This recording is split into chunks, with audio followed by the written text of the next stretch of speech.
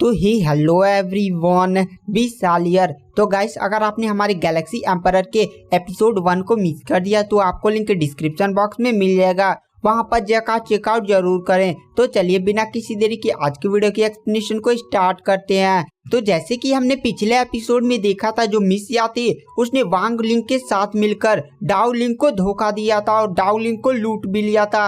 वहां पर जो डाउ लिंग होता है वह गुस्से में जाकर कहता है मेरा ब्लू क्रिस्टल वापस दो। तभी वांग लिंग का दोस्त डाउ लिंग के पास पहुंच जाता है और डाउ लिंग को बहुत ही जोर पंच मारता है, जिससे जाकर डाउ लिंग सीधे जमीन पर गिरता है और वहां पर डाउ लिंग काफी ज्यादा घायल हो जाता है। तभी जो वांग लिंग होता है वो डाउ लिंग के पास पहुंचता है और कहता है कचड़े, तू काफी ज्यादा बोल रहा था, तू क्या सोच रहा था कि इतनी ब्यूटीफुल लड़की तेरे से फंसेगी। और वहां पर जो वांग लिंग होता है वो डाउ लिंग को काफी ज्यादा मारने लगता है, मुक्का मुक्का मारता है, तब तक मारता है जब तक वह थक नहीं जाता और थक कर चूर नहीं हो जाता। और इधर हमें दिखाया जाता है जो डाउ लिंग होता है वो काफी ज्यादा घायल हो चुका था, वो एकदम मरने की हालत में पहुंच चुका था और उसके पूरे मुंह से ही हर जगह से खून पहुंच रहा था। तभी मिसिया वांग लिंग के पास आती है और कहती है अरे वांग लिंग, तुमने ये क्या किया, मेरे हिसाब से ये तो बच ही नहीं पाएगा, अब क्या करे। तभी मिसिया कहती है रुको, मेरे पास एक प्लान है। इस डाउ लिंग की कल्टीवेशन पहले से ही खराब है,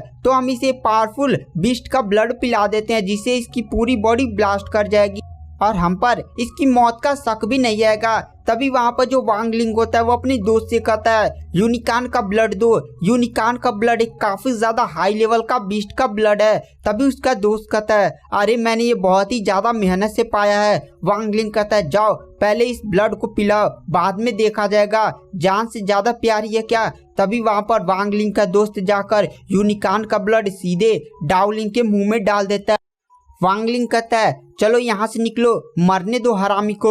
उसके बाद वो सारे लोग वहाँ से चले जाते हैं और हमें दिखाया जाता है जो डाउ लिंग होता है उसकी पूरी बॉडी ही बहुत ही तेज जलने लगती है। उसे ऐसा फील हो रहा था कि जैसे उसे एकदम नरक में ढकेल दिया गया हो। उसे कुछ भी समझ में नहीं आ रहा था, उसकी पूरी बॉडी एकदम वो खड़ा भी नहीं हो पा रहा था और अचानक से उसकी बॉडी में बहुत ही ज्यादा पेन होने लगती है और उसकी बॉडी में ऐसा लग रहा था कि जैसे कोई यूनिकॉर्न दौड़ा हो। और तभी डाउ लिंग अचानक से आसमान में उड़ने लगता है और उसकी अंदर से आवाज आती है आपने एक हाई लेवल का बीस्ट का ब्लड को एब्जॉर्ब कर लिया है, इसीलिए आपकी बॉडी अब कल्टीवेशन की लायक बन चुकी है, जिसलिए आपकी बॉडी का लेवल बढ़ाया जा रहा है।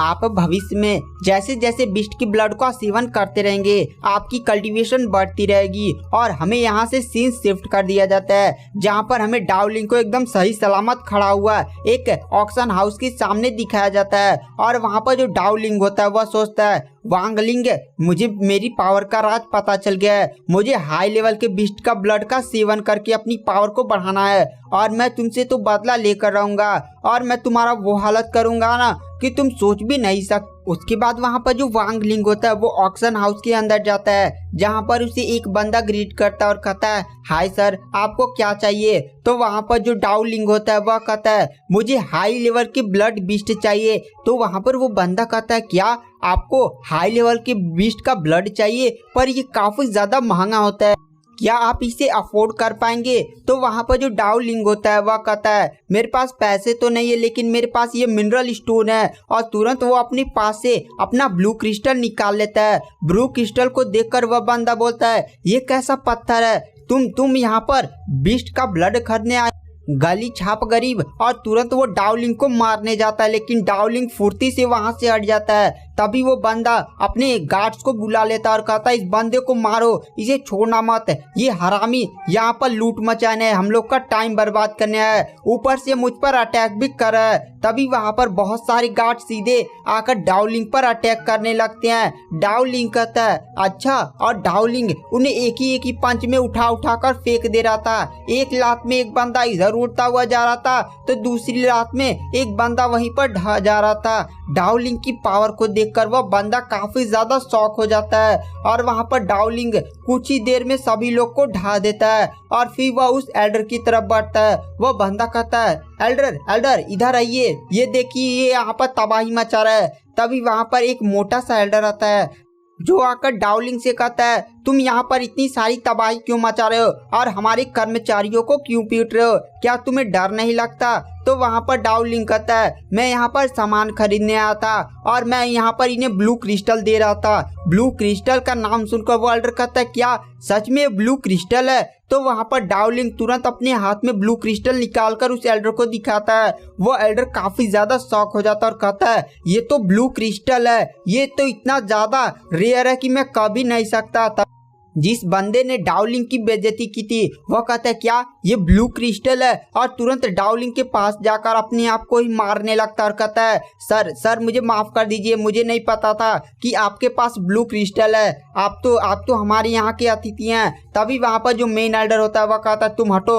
उसके बाद वह डाउलिंग से कहता है चलिए आप हमारे साथ हमारे वीआईपी गेस्ट हाउस में चलिए, और वहाँ पर वो डाउलिंग को वीआईपी गेस्ट हाउस में रुकता है। और वहाँ पर जो डाउलिंग होता है वो कमरे में पहुँचता है। डाउलिंग के सामने एक अजीब सी मैनुअल पड़ी होती है। डाउलिंग उस मैनुअल के पास जाता है, जैसे उस मैनुअल को देखता है उस मैनुअल का थोड़ा सा ज्ञान मतलब स्टार्टिंग का ज्ञान उसके समझ में आने लगता है। डाउलिंग कहता है अरे ये कल्टीवेशन टेक्निक, और तुरंत उस टेक्निक को परफॉर्म करने लगता है और थोड़ी देर में वह उस टेक्निक को मास्टर कर लेता है और उस टेक्निक का पहला अटैक तुरंत वह उस कमरे में करता है। उसके हाथ में एक अजीब सी आग का गोला आ जाता है, तुरंत वो अटैक कमरे में कर देता है। तभी जैसे ही कमरे से वो अटैक टकराने वाला था एक लड़की आकर सीधे उस अटैक को रोक लेती है, और हमें मेन एल्डर के साथ एक लड़की को दिखाया जाता है। मेन एल्डर उस लड़की का परिचय डाउलिंग के साथ करवाता और कहता है यह है जूही ई, इस ऑक्शन हाउस की मालिक की बड़ी बेटी है और यही आपसे ब्लू क्रिस्टल की डील करेंगी। वह लड़की तुरंत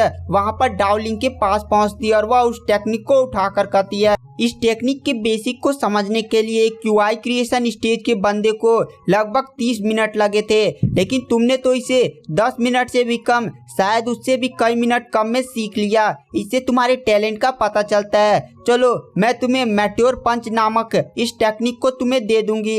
यह टेक्निक अधूरी है और इसके साथ मैं तुम्हें एक और टेक्निक दूंगा, क्या तुम इसके बदले मुझे ब्लू क्रिस्टल दे सकते हो। तो वहाँ पर जो डाउलिंग होता है वह कहता है नहीं, आप जो कीमत बता रही हैं वह इस ब्लू क्रिस्टल के सामने लगभग आधा भी नहीं है, आप कुछ और बोलिए। तो लड़की कहती है चलिए मैं आपको मैट्योर पंच एक टेक्निक दूंगी और मैं आपके साथ एक और बढ़िया वाली डील करती हूँ। यह जो टेक्निक आप देख रहे हैं यह टेक्निक अधूरी है, मैं आपको 4 महीने का समय देती हूँ। अगर 4 महीने में और इस टेक्निक को फुल कंप्लीटली लर्न कर लेते हैं और इस टेक्निक में जो भी खराबियां और कमियां आप इसे एकदम ठीक कर देते हैं तो मैं आपको हाई लेवल के बीस्ट का ब्लड जितना चाहे उतना दे दूंगी, जितना चाहे उतना नहीं, मैं 10 बोतल आपको दे दूंगी।